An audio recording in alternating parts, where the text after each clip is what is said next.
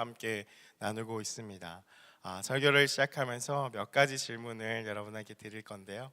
여러분 혹시 아멘이시면 한번 아멘 이렇게 생각해 주시면 좋을 것 같습니다. 여러분은 교인이십니까? 아멘.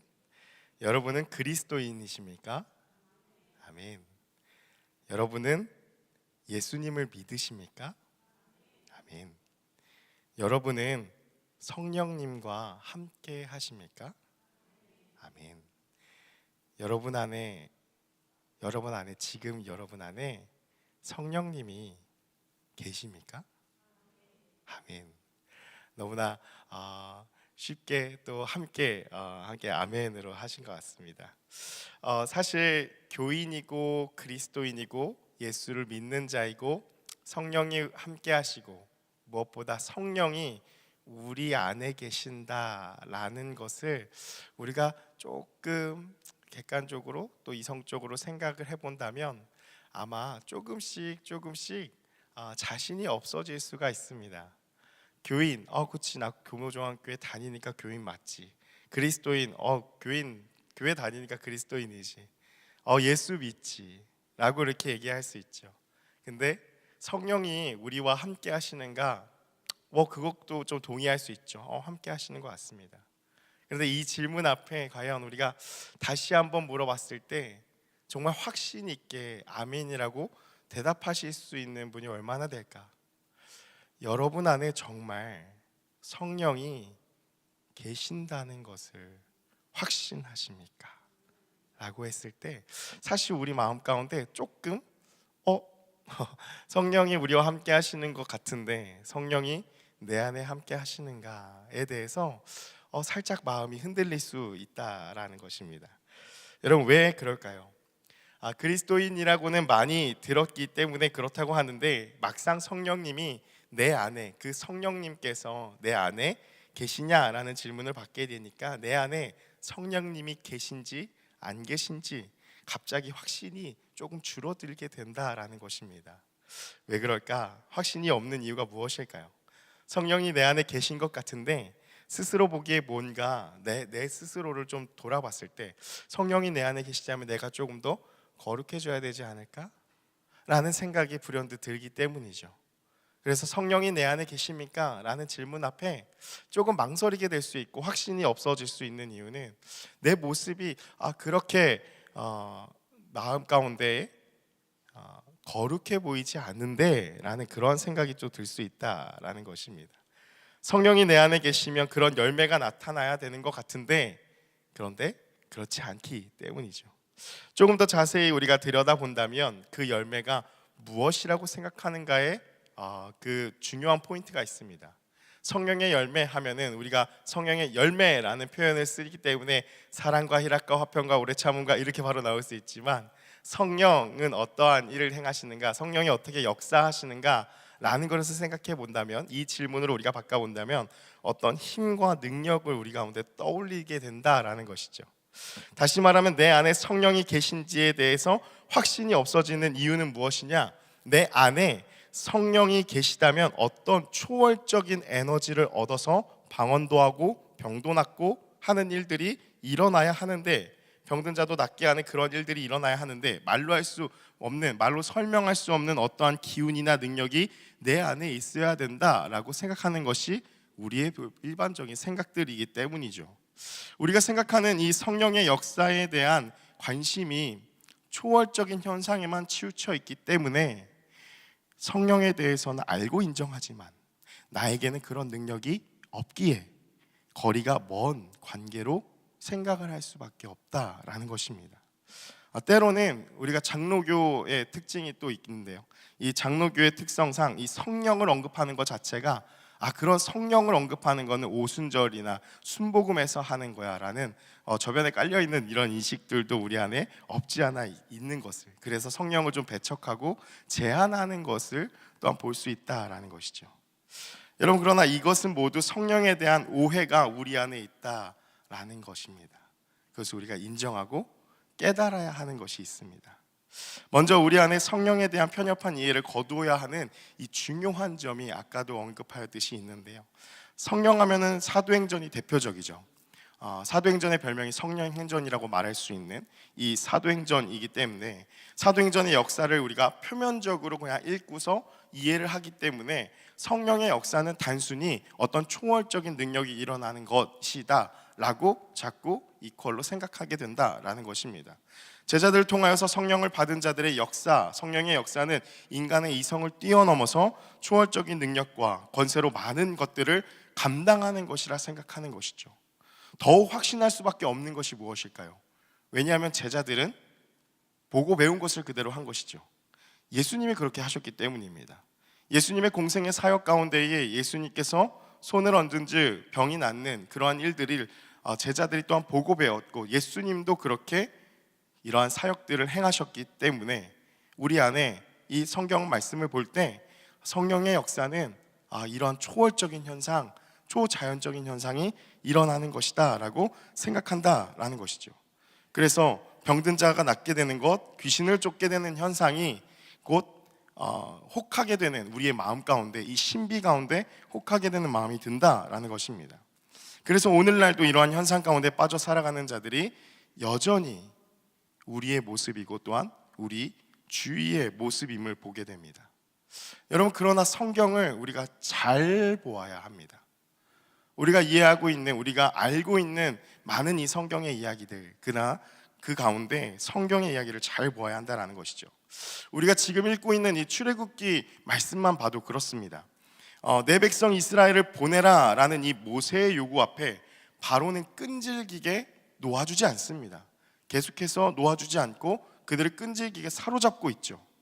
그 가운데 하나님께서 무슨 일을 행하시죠? 우리가 잘 아는 10재앙을 행하십니다.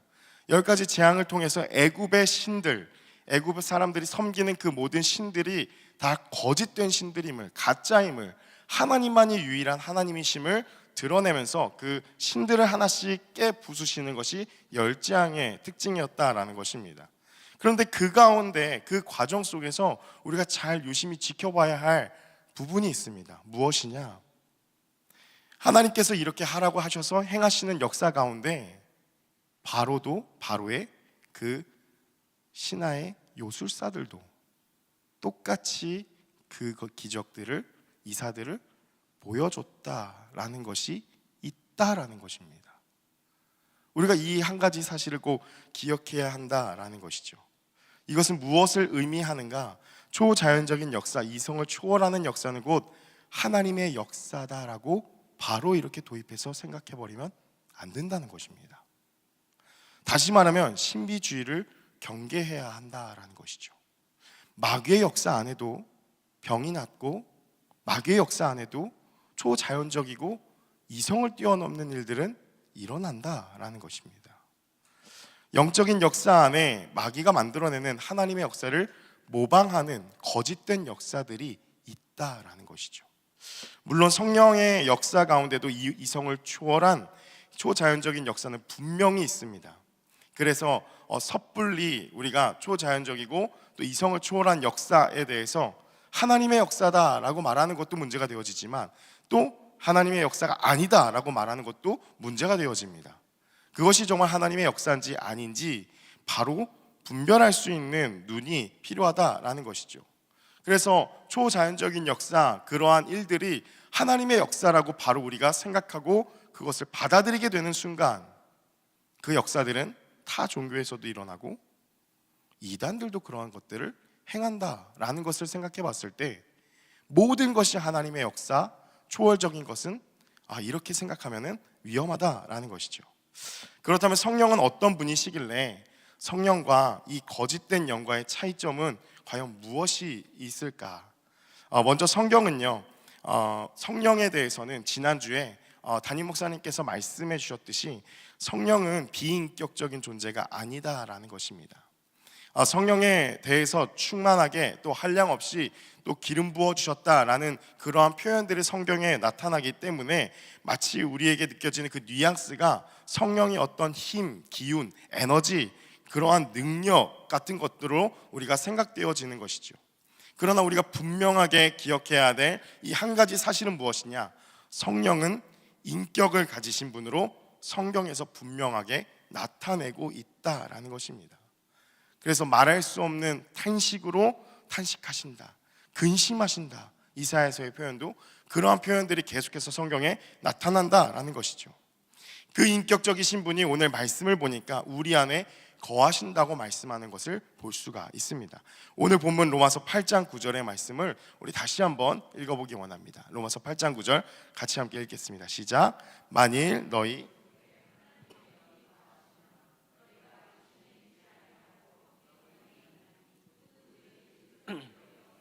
그리스도의 사람이 아니라. 아멘. 하나님의 영이 우리 안에 거하시면 우리가 영의 사람이 되는데, 곧 그리스도의 영이 우리 안에 계시면 그리스도의 사람이 된다고 말씀하시고 있다라는 것이죠. 그렇다면 아까 처음에 드렸던 그 질문에서 예수를 믿는 그리스도인이냐는 이 질문과, 그리스도인이십니까? 라는 이 질문과, 우리 안에 성령이 계시냐, 여러분 안에 성령이 계십니까? 라는 질문은 다른 질문일까요? 같은 질문일까요? 같은 질문이다라는 것입니다. 우리 안에 그리스도인이다 라고 고백한다라는 것은 우리 안에 성령께서 내주하신다, 성령이 우리 안에 계신다라는 말이라는 것이죠. 그렇다면 내주하시는 이 성령께서 어떻게 역사하시는가, 이 두 가지를 좀 함께 살펴보려고 합니다. 첫 번째는요, 예수 그리스도에 대해서 증언하게 하시는 것이 바로 성령 하나님의 역사, 사역입니다. 요한복음 15장 26절의 말씀인데요, 우리 같이 함께 읽어보도록 하겠습니다. 시작. 내가 아버지께로부터 너희에게 보낼 보혜사, 곧 아버지께로부터 나오시는 진리의 성령이 오실 때에 그가 나를 증언하실 것이요. 요한복음 15장 26절 말씀 다시 한번 보시면은, 아버지께로부터 너희에게 보낼 보혜사, 그 진리의 성령이 오실 때 그 성령 하나님께서 행하시는 일이 무엇이다? 그가 나를 증언하실 것이요 라고 말씀하신다라는 것입니다. 성령 하나님께서 우리 안에 내주하시면서 성령 하나님의 역사하심은 무엇이냐? 바로 하나님의, 예수님의 어떤 분이시고 예수가 무슨 일을 하셨는지를 깨닫게 하시고 그것들을 증언하게 하시는 것이 성령의 역사라는 것이죠. 여러분, 사도행전에 나타난 제자들을 보면은 이것을 증명하는 것을 보게 됩니다. 마가의 다락방에 모여서 그들이 함께 기도할 때에 성령을 받게 됩니다. 그리고 그곳에 모인 그 모든 사람들이 방언으로 말하기 시작하죠. 그래서 그곳에 모인 모든 사람들의 그 나라에 맞는 방언으로 그들이 막 기도하고 설교를 하게 되어진다라는 것입니다. 그 방언으로 하는 말이 무엇이냐? 사도행전 2장에 베드로와 11사도의 이 설교 내용이죠. 그 내용 가운데 계속해서 베드로가 이야기하는 포인트는 무엇이었냐? 예수 그리스도가 어떤 분이신지, 우리 위해서 무엇을 행하셨는지를 끊임없이 계속해서 이야기를 했다라는 것입니다. 성령을 받아서 방언도 받고 그러한 일들도 일어났는데, 그 일들을 일어나서 그러한 초자연적인 어떤 초월적인 이성을 초월한 역사를 경험하면서 그 내용이 무엇이었느냐? 예수 그리스도를 증언했다라는 것이죠. 우리 특별히 사도행전 2장 36절에서 41절까지의 말씀을 좀 한 절씩 보면서 어떤 일들이 일어났는지 같이 함께 보기 원합니다. 36절의 말씀인데요, 그런즉 이스라엘 온 집은 확실히 알지니 너희가 십자가에 못 박으니 예수를 하나님이 주와 그리스도가 되게 하셨느니라 하니라. 예수님에 대한 이야기를 쭉 하면서 베드로가 이야기하는 것은 무엇이냐? 그 입술로 고백하는 것은 이 예수를 하나님이 주와 그리스도가 되게 하셨다, 우리의 주인이고 구원자가 되게 하셨다라는 것을 다시 한번 이 베드로의 마음 또한 입술로 또한 그들에게 증언하는 것을 볼 수가 있다라는 것이죠. 37절의 말씀에 그들이 이 말을 듣고 마음에 찔려 베드로와 다른 사도들에게 물어 이르되 형제들아 우리가 어찌할꼬 하거늘. 그러한 증언 가운데 마음에 찔리는 역사가 일어났다라는 것이죠. 그리고서 물어봅니다. 우리가 그럼 어떻게 해야 되냐? 그 예수를 우리가 못 박았는데 어떻게 해야 되는 것이냐? 라고 되묻는 것이죠. 그리고 38절 39절에 베드로가 이렇게 이야기합니다. 너희가 회개하여 각각 예수 그리스도의 이름으로 세례를 받고 죄 사함을 받으라. 그리하면 성령의 선물을 받으리니. 39절에 이 약속은 너희와 너희 자녀와 모든 먼 데 사람 곧 주 우리 하나님이 얼마든지 부르시는 자들에게 하신 것이라 하고, 베드로가 방법을 알려줍니다. 그 마음에 찔림이 있느냐?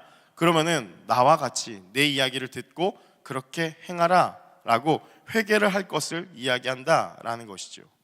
그리고 40절 말씀에 보면은 또 여러 말로 확증하며 권하여 이르되 너희가 이 패역한 세대에서 구원을 받으라 하니. 근데 베드로의 설교가 그것으로 끝난 것이 아니었습니다.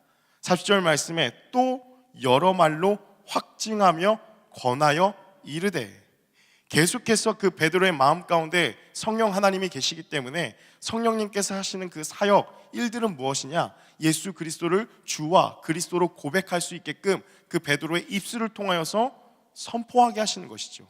한 번 하고 끝나는 것이 아니라 계속해서 하게 하시는 것이 바로 성령 하나님의 역사하심이라는 것입니다.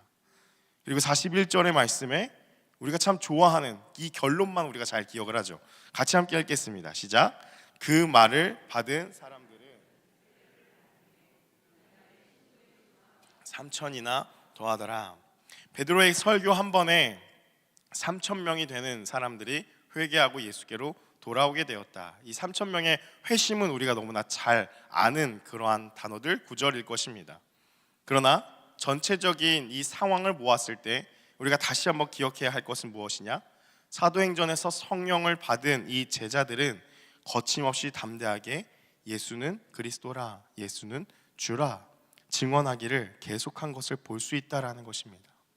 성령께서 내주하시며 역사하시는 첫 번째는 예수는 그리스도라, 주라 시인하고, 단순히 한 번 시인하는 것이 아니라, 고백이 아니라 계속해서 거듭해서 고백하게 하신다라는 것이죠. 여러분, 여기서 보아야 할 것이 3장부터 또한 이어진 3장부터, 사도행전 3장부터 예수를 증언하는 이 제자들의 사역 가운데 어떤 일들이 일어나느냐? 병고침이 일어나고 귀신이 쫓아나는 그러한 사역들이 여전히 동일하게 일어난다라는 것입니다. 사도행전은 그것들을 그대로 기록을 하고 있습니다. 그러나 그것만 기록하는 것이 아니라 제자들이 성령을 받고 방언을 말하고 병고침의 은사들이 일어났을 때에 그것으로 끝난 것이 아니라 그 일과 더불어 그 당사자들에게 일어나는 일은 무엇이냐? 예수는 그리스도라, 예수는 주라 시인하는 역사들이 그대로 일어났다라는 것입니다. 이것은 마태복음, 마가복음, 누가복음, 요한복음의 이 4복음서에 쓰인 예수님의 기적에도 두드러지게 나타나는 특징입니다. 예수님께서 기적을 행하시고 나서 그냥 기적을 행하셨네, 예수님이 나 이런 사람이야 라고 보여주고 끝나시지 않습니다. 예수님이 기적을 행하신 다음에는 반드시 따라오는 것, 모든 사람이 하나님께 영광을 돌렸더라 라는 말씀이 항상 따라온다라는 것이죠. 그래서 우리가 성령에 대해서 바르게 이해해야 할 것은 무엇이냐? 어떠한 성령의 역사는 단순히 초자연적인 어떤 이성을 초월한 그러한 역사들이 성령의 역사다, 그게 성령이 하시는 일이다, 맞습니다만 궁극적인 답은 아니다라는 것입니다. 그 일들을 통하여서 죄에 묶여서 오염돼서 병에 든 그 몸을 회복시키시고, 그 모든 회복으로 말미암아 궁극적으로 하나님께서 우리에게 베푸시고자 하는 것은 무엇이냐? 예수는 그리스도라, 예수는 주라, 하나님의 자녀됨을 다시 한번 정체성을 확인하고 하나님께로 나아갈 수 있도록 돌이키시는 것이 성령 하나님의 역사라는 것이죠. 사랑하는 여러분, 성령의 역사는 예수를 드러내는 것입니다. 예수가 행하신 일에 대해서 거침없이 담대하게 전하는 것이 바로 성령의 역사라는 것이죠. 예수는 주라 그리스도라 고백하고 또한 고백하게 되는 일들이 일어나는 것입니다. 이것이 거짓의 영과 성령을 분별할 수 있는 중요한 구별점이라는 것입니다. 두 번째는 어떠한 역사가 통해서 볼 수 있느냐? 말씀을 깨닫게 하신다라는 것입니다. 요한복음 14장 26절의 말씀 우리 같이 함께 읽어보겠습니다. 시작. 보혜사 곧 아버지께서 가르치고 내가 너희에게 말한 모든 것을 생각나게 하리라. 아멘. 성령께서는 우리를 하나님의 진리의 말씀으로 인도하십니다. 예수님께서는 그 성령이 우리에게 모든 것을 가르치시고 예수님이 하신 말씀에 대해서 생각나게 하신다, 깨닫게 하신다라고 말씀하고 있다라는 것이죠. 보혜사 곧 아버지께서 내 이름으로 보내실 성령, 그가 너희에게 가르치고 내가 한 말을 깨닫게 하신다. 성령의 역사하심은 무엇이냐? 바로 말씀을 깨닫게 하시는 것이 성령의 사역이라는 것입니다. 하나님의 말씀, 이 성경을 어떻게 대해야 하는지를 우리가 이 말씀을 통해서 알 수 있습니다. 여러분, 성경은 하나님의 말씀입니다. 아멘이십니까? 하나님께서는 이 성경을 어떻게 지으셨죠? 70여 명이 넘는 이 저자들을 통해서 오랜 기간 동안 그들의 마음 가운데 사람이 썼습니다. 그런데 그들의 마음 가운데 감동을 주셨습니다. 하나님의 마음을 그 사람들의 마음 가운데 부어주셔서 감동케 하셔서 그 성경을 한자 한자를 쓰게 하신 것이죠. 그래서 하나님의 마음이 담겨져 있는 것이 이 성경책입니다. 하나님의 감동으로 이 성경이 쓰여졌다면 오늘날 우리가 성경을 어떻게 보아야 하는가? 마찬가지의 방법입니다. 모든 성경은 하나님의 감동으로 된 것으로 라고 디모데후서에서 쓰인 말씀과 같이 하나님의 감동으로 이 성경이 쓰여졌기 때문에 2000년이 지난 오늘날 우리가 이 성경을 바라봐야 될 자세는 무엇이냐?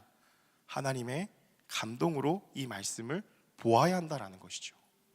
왜냐하면 하나님의 마음이 하나님의 감동으로 말미암아 이 저자들의 마음을 통해서 쓰여졌기 때문에 오늘날 이 글을 해석하고 받아들이는 우리들의 마음 자세도 어떠해야 하는가? 똑같이 그때나 지금이나 변함없이 역사하시는 성령 하나님의 역사하심에 의지하여서 하나님의 감동으로 이 성경을 다시 보게 될 때에 그 하나님의 마음이 어떠했는지를 우리가 깨닫게 되어진다라는 것입니다. 여러분, 매우 단순해 보이지만 우리가 너무나 놓치고 있는 원리가 바로 이 성경 읽기의 원리라는 것이죠.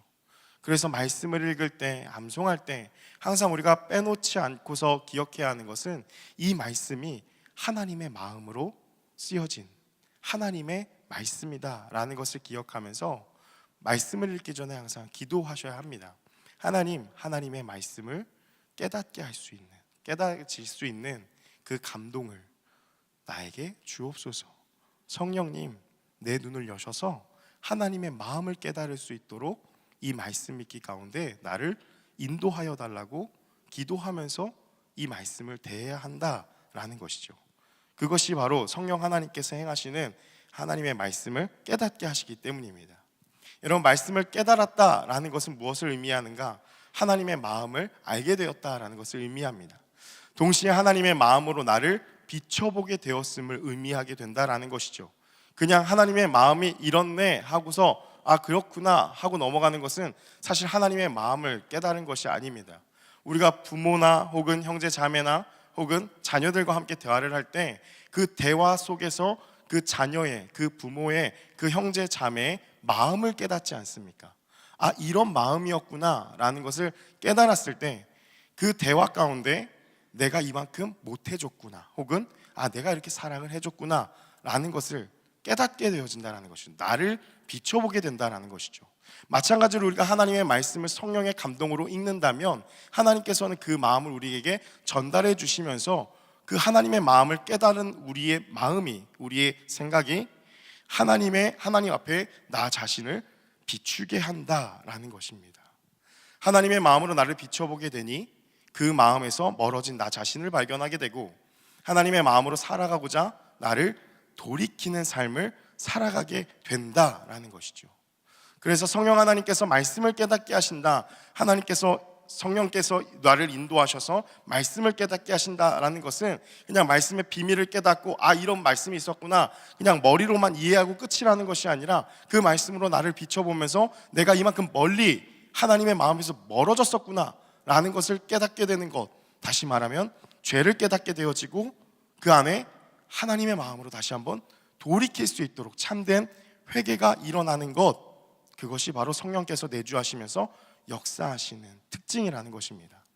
우리를 말씀으로 가까이 이끄시면서 말씀 앞에 나를 비추게 하시고 하나님과 멀어졌던 그 죄와 피 흘리기까지 싸우게 하시면서 하나님의 마음으로 나를 돌이키게 하시는 것이 바로 성령 하나님의 행하심이라는 것이죠. 성령께서는 우리 안에 거룩한 감정을 일으키십니다. 그래서 더 말씀대로 살고 싶어지도록, 하나님을 더욱 사랑할 수 있도록 우리의 마음을 변화시키시는 것이 성령님께서 행하시는 사역, 일하심이라는 것이죠. 마귀의 역사로는 이것을 가질 수가 없습니다.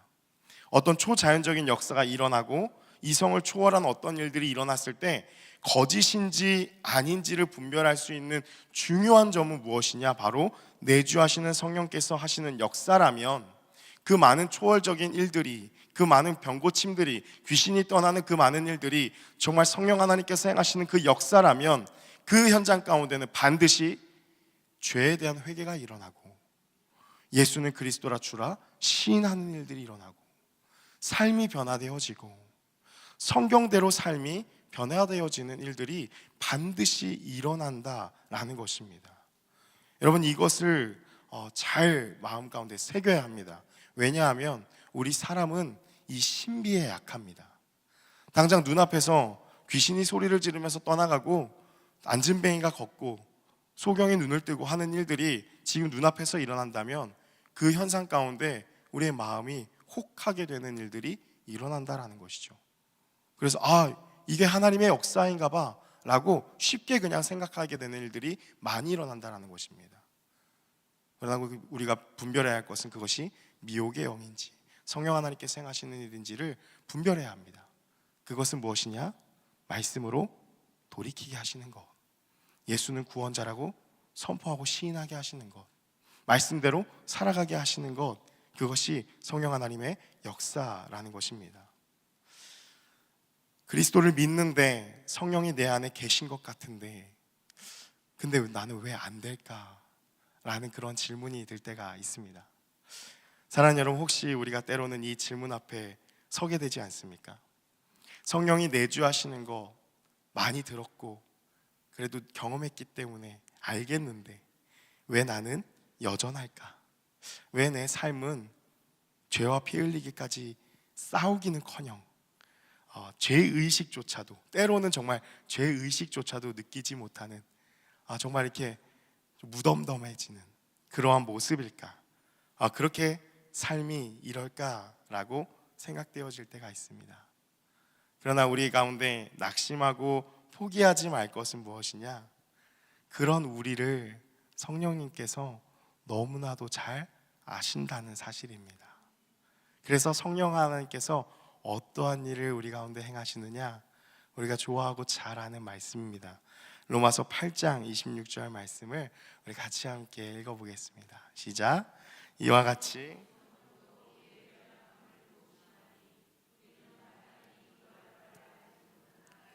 오직 성령이 말할 수 없는 탄식으로 우리를 위하여 친히 간구하시느니라. 아멘. 우리 다시 한번 읽어볼까요? 한 번 더 읽겠습니다. 시작. 이와 같이 성령도 우리의 연약함을 도우시나니 우리는 마땅히 기도할 바를 알지 못하나 오직 성령이 말할 수 없는 탄식으로 우리를 위하여 친히 간구하시느니라. 아멘. 상한 갈대를 꺾지 않으시고 꺼져가는 심지를 끄지 않으시는 주님께서는 우리의 이 연약함을 아시고 도우신다라는 것입니다. 우리가 어떻게 해야 하는가? 그렇다면 연약할 때 도우신다라는 것을 이 말씀이 증거하고 있지 않습니까? 약할 때 강함이 되신다라는 것을 말씀하고 있지 않습니까? 그렇다면 연약함, 낙심, 무너졌을 때 그 모습 그대로 하나님을 피하는 것이 아니라 그 모습 그대로를 가지고 하나님 앞에 나아가야 한다라는 것입니다. 약할 때 곧 강함이 되시기 때문이죠. 하나님 앞에 약한 그대로 나아가서 성령님, 저는 약합니다. 저는 할 수 없습니다. 그런 힘과 능력도 없습니다. 오직 성령께서만 내 안에 역사하시면서 행하실 수 있습니다. 성령님, 나를 가르치시고 나를 인도하시고 나를 성령으로 충만하게 하여 달라고 간구하고 부르짖어야 하는 것입니다. 사랑하는 성도 여러분, 말씀을 마무리합니다. 여러분, 아이를 품고 있는 어머니를 한번 생각해 보십시오. 처음에 애가 뱃속에서 생기게 되었을 때, 그리고 아이가 점점 자라나면서 엄마의 컨디션, 엄마의 몸 상태가 그대로입니까?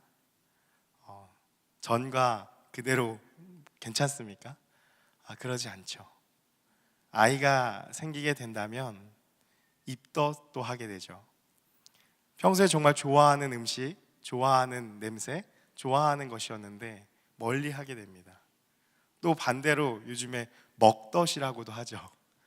내가 평소엔 찾지도 않은, 쳐다보지도 않은 음식을 또 쳐다보고 찾고 그것을 많이 먹게 되는 일들이 일어난다는 것이죠. 왜냐? 아이를 품고 있기 때문입니다. 그 아이가 건강하게 자랄 수 있도록 우리 몸이, 그 엄마의 몸이 변화되는 것이죠. 맞춰지는 것이죠. 사랑하는 여러분, 말씀을 품는 우리의 마음, 우리의 몸도 이런 것 같습니다. 우리가 말씀을 계속해서 품고 있다면, 성령 하나님께서 우리 안에 내주하신다면, 지금 이대로의 모습이 괜찮다고 이 컨디션대로, 육신의 삶대로 그대로 살아가는 것이 아니라 성령 하나님께서 조금씩 우리를 바꿔 나가신다라는 것입니다. 성령 하나님의 그 체질에 맞게, 성령 하나님께서 일하심에 편리하게, 하나님의 도구로 쓰임 받기에 편리하게 우리의 모든 죄악된 것들을 깨닫게 하시고 바꿔 나가시는 과정이 있다라는 것이죠. 여러분, 애를 배고서 또 아이를 낳게 될 때까지 얼마나 그 고통이 심합니까? 점점 그 고통을 생각해 본다면 우리의 동일하게 우리가 말씀을 품고 살아가게 될 때에 죄악된 나의 모습과 성령 하나님께서 원하시는 나의 모습의 이 괴리감 때문에 계속해서 싸우게 되어지고 또 그 안에 힘들고 때로는 낙심하고 좌절하는 일들이 일어난다라는 것이죠. 그러나 성령 하나님께서는 어떠한 특징이 있으시냐? 우리의 연약함을 도우신다라는 것입니다. 그래서 내주하시는 성령 하나님, 그분을 의지하면서 하나님 앞에 연약함 그대로 나아갈 때에 하나님께서는 말씀대로 우리를 변화시키시고 더 말씀대로 우리를 살아가게 하시고 그렇게 우리를 하나님 앞에 서게 하신다라는 것입니다. 그래서 그 성령 하나님께 우리를 다 드리며 하나님 앞에 나아갈 수 있는 우리 모두가 되기를 주님의 이름으로 축복합니다.